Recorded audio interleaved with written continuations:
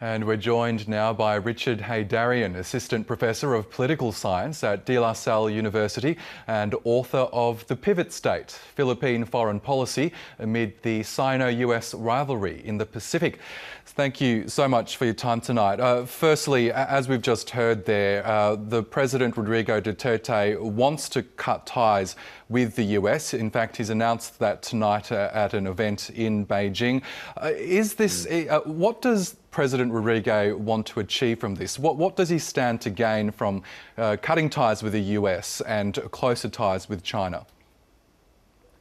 Well, as I always argued when it comes to President Duterte, you have to take some of his statements with a grain of salt.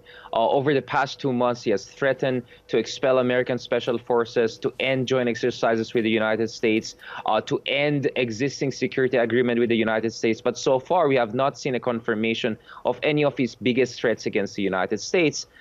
If anything, a survey just came out yesterday that suggested Filipinos are, by and large, pro-American. U.S. has a positive plus 66 net approval rating, while China has a negative 31 approval rating. So that says it's going to be very difficult for Duterte to actually jump from the American camp and to the Chinese camp. I think an altogether severance of bilateral security relations with the U.S.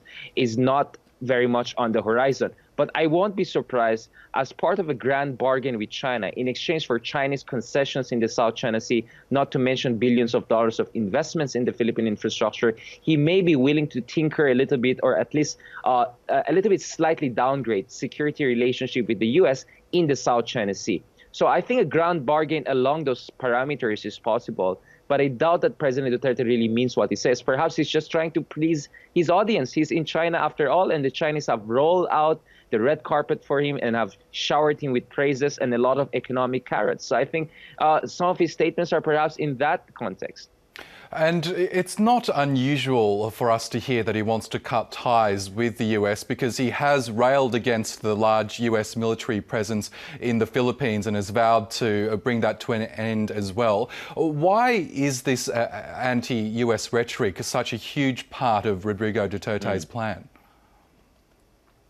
Well, Rodrigo Duterte is a self-described socialist. He has had close ties to leftist progressive movements. In fairness to him, I think there's some element of conviction when he's criticizing America as an imperial power intervening in the Philippine affairs. He had some not very good experiences with U.S. while he was the mayor of Davao, and he did not allow America to operate their drone operations within Davao airport when he was the mayor there. So there is a history of tensions between him and the U.S., but he himself the other week said that he cannot actually end the alliance with the U.S. And perhaps what he really wants to happen here down the road is that the Philippines will have a healthy distance from the U.S. and much more constructive and functional engagement with China. But at the end of the day, the Philippines maintains equi-proximate relationship with both superpowers. I think that's the more likely scenario ahead. And remember, Duterte will be visiting Japan in a few days' time. And Japan is a very important U.S. ally. So expect Japan will try its best also to counterbid whatever economic incentives the Chinese are putting forward to woo Duterte. And most importantly, Duterte is facing quite a skeptical public. The public in the Philippines is skeptical towards China, and they want him to get tangible concessions from China. If China doesn't give him tangible concessions that satisfy the Philippines' needs and rights in accordance to international law and the Philippine Constitution, then a kind of a long-term improvement in relations with China possibly could suffer.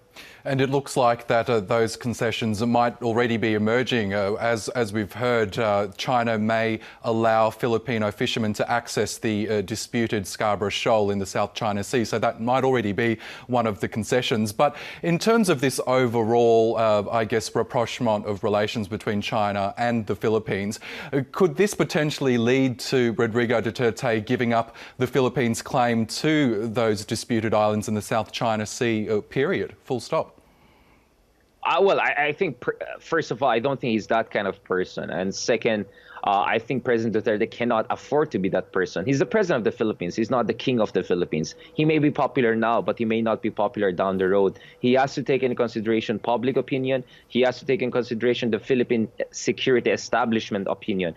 And all of those people have high expectations. Remember, the Philippines just scored a huge landmark legal victory against China a few months ago. So they expect the Philippines to get something out of China after all of its charm offensive and very deferential and statesman-like treatment of China. I mean, if you look at his visit in China, he never made any single expletives. So we saw a much more statesman-like side of Duterte. And the last thing I would want to say here is that perhaps a lot of things he is saying about the U.S. is also as a part of him trying to dissuade Washington from further criticizing him on the human rights issues. I think a lot of his statements also should be seen in the light of his irritation with American criticism of his human rights record. So if the U.S. also plays its card properly, it's possible that the Philippines can maintain good relationship with the U.S. despite all of these tirades of Mr. Duterte and his charm offensive towards China.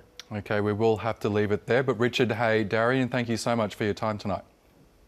My pleasure.